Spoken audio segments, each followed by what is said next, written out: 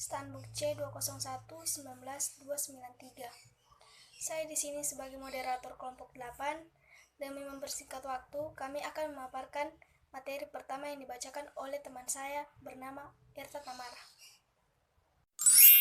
Bismillahirrahmanirrahim. Assalamualaikum warahmatullahi wabarakatuh. Saya Erta Tamara, Stanbook C2011919189. Saya akan memaparkan materi pertama kami, pendahuluan. A. Latar belakang masalah. Kehidupan manusia sekarang ini, terutama dalam kegiatan jasa, ingin melakukan kegiatan dengan cepat dan dengan mendapatkan pelayanan yang memuaskan. Memberikan pelayanan dan mendapatkan pelayanan dengan memuaskan merupakan suatu prioritas utama para pemberi jasa serta penerima jasa.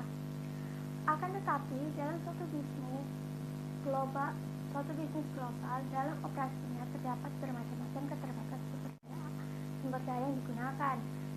Pertama, keterbatasannya sumber daya manusia, sehingga menyebabkan terjadinya antrian di mana pelanggan harus menunggu mendapatkan pelayanan. Antrian sendiri terjadi karena konsumen datang pada waktu yang tidak tepat. Mereka datang secara acak. Selain itu, antrian disebabkan oleh waktu yang dibutuhkan untuk melayani masing-masing konsumen berbeda-beda. Antrian yang sering kita jumpai dalam kehidupan sehari-hari seperti antrian membeli tiket kereta api, pelayanan jasa perbankan, antrian periksa ke rumah sakit, antrian beli obat di rumah sakit, dan masih banyak antrian lainnya. B. Perumusan masalah. 1. Bagaimana karakteristik sistem pelayanan jasa gadai di Perum Penggadaian Cabang Condong Catur. 2. Model antrian manakah yang dapat diterapkan pada sistem pelayanan di Perum Penggadaian Cabang Condong Catur. 3. Apakah tingkat pelayanan di Perum Penggadaian Cabang Condong Catur sudah optimal? C. Tujuan masalah. 1.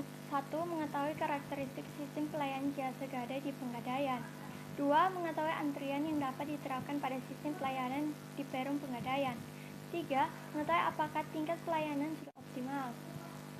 Sekian materi yang dapat saya sampaikan. Saya ucapkan terima kasih. Untuk materi kedua akan dilanjutkan oleh teman saya yang bernama Nindra.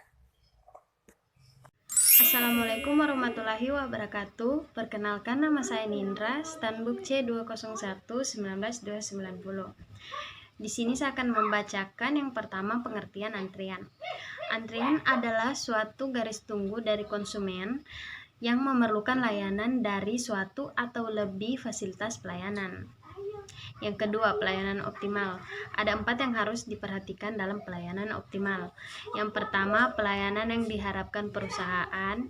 Yang kedua, ketersediaan pelayanan. Yang ketiga, tingkat pelayanan. Dan yang keempat, garis tunggu dan kapasitas pelayanan. Yang ketiga, karakteristik sistem pelayanan. Karakteristik sistem pelayanan terbagi 2, karakteristik kedatangan dan karakteristik antrian. Karakteristik kedatangan terbagi menjadi 3, yaitu ukuran kedatangan, distribusi kedatangan, dan tingkah laku kedatangan. Karakteristik antrian terbagi menjadi 3, batas ukuran, banyaknya garis antrian, dan disiplin antrian. Karakteristik fasilitas pelayanan terbagi menjadi 2, konfigurasi sistem pelayanan dan Untuk materi ketiga akan dilanjutkan oleh teman saya yang bernama Rismawati B. Assalamualaikum warahmatullahi wabarakatuh. Perkenalkan, nama saya Rismawati, Stanbook C2011-19289. Baiklah, saya di sini akan membawakan materi metodologi penelitian. A. Jenis penelitian. Jenis penelitian yang digunakan adalah studi kasus, yaitu penelitian terhadap kasus, peristiwa atau proses tertentu, yaitu proses pelayanan gadai bagi nasabah Perum Penggadaian. B. Waktu dan lokasi penggadaian. Lokasi penelitian di Perum Penggadaian, Cabang Condong Catur, Yogyakarta. Waktu penelitian pada bulan Mei sampai Juni tahun 2007. C. Subjek dan penelitian terbagi menjadi 2, yaitu subjek penelitian dan objek penelitian. D. Data yang diperlukan terbagi menjadi dua, yaitu data primer dan data sekunder. Data primer merupakan sumber data penelitian yang diperoleh secara langsung dari sumber asli, sedangkan data sekunder adalah penelitian arsip yang memuat kejadian masa lalu. Teknik pengumpulan data terbagi menjadi 5. Yang pertama, wawancara. Yang kedua, observasi. Yang ketiga, dokumentasi. Yang keempat, kuesioner. Dan yang kelima, studi pustaka.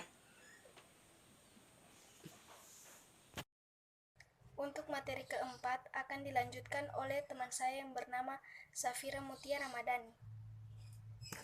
Assalamualaikum warahmatullahi wabarakatuh. Perkenalkan, nama saya Safira Mutia Ramadhani, stambuk C201919330. Saya akan melanjutkan bab 4, gambaran umum perusahaan. Sejarah singkat perusahaan.